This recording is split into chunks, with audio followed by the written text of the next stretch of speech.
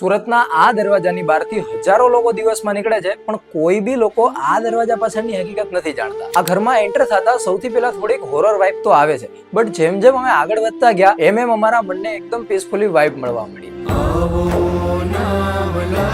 નમસ્કાર મિત્રો, આજે અમે ખમ્માવતી માતાની ત્યાં દર્શન કરવા આવ્યા હતા અને ગુડલી અમારા નસીબ એટલા સારા હતા કે અમને આ ઘરના ઓનર પોતે મળી ગયા હતા અને અમારી ટીમે રાકેશભાઈ સાથે જે વાત કરી એ તમારી સામે છે. અંદાજિત આ તમારું ઘર કેટલા વર્ષ જૂનું હશે?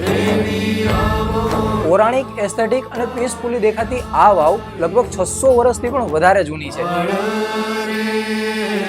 અહીંયા માતાજીના દર્શન કરવા આપણે અહીંયા મંગળવાર, રવિવાર, ગુરુવાર બધા આપણે અહીં મૈધરપુરાથી માંડીને બધા બહુ લોકો આવે છે અને એ લોકો જે વિશ્વાસ લઈને મનમાં આવે છે એ વિશ્વાસથી જેમનું કામ થઈ જાય છે. જેમને ખાંસી, ઉધરસ છે કે કોઈને છોકરાની હોય બધા બાધા લે છે, મગન શ્રદ્ધા હોવી જોઈએ. અને હું અહીંયા જોઉં છું કે ઘણું આ પૌરાણિક છે. અહીંયા સાફ સફાઈ રાખવામાં લગભગ એક માણસ સક્ષમ ન હોય. અમે 3 જણ જ્યારે હોય ત્યારે અમે ગંદકી તો બહુ આજુબાજુના ફ્લેટવાળા કરે છે, પણ સમજ કોઈને નથી પડતી કે મંદિર છે ત્યાં કચરું નહીં હોવું જોઈએ. આ તમે આજે છો ત્યારે તમને આટલું જરા ક્લીન દેખાય છે, તમે હવે 2 દિવસ પછી આવો તો એટલું કચરું જ નાખ્યું એ લોકો. ત્યાં જે વ્હાઈટ છે ને આ બધા શંખ છે જે આપણને દેખાય છે, અને આ જે યલો અને બ્લેક છે ને એ બી શંખ જ છે.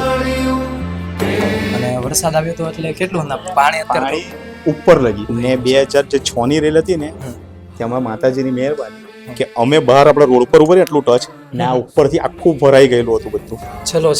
છલ ને રોડ ટચ ઉપરથી એટલું પાણી હતું ને 18 કલાક પાણી અંદર આવ્યું તો બાજુની શેરીમાં પાણી નથી ગયું, બાજુની શેરીમાં એક ટીપું પાણી નથી ગયું. Thank you. અને જો કદાચ તમે આ વિડીયો જોતા હો તો આ જગ્યાને ક્લીન રાખવાની ટ્રાય કરો. અને આપણે બહુ નસીબવાળા છીએ કે આપણને પોતે ભાઈ ઓનર પડી ગયા. Thank you sir.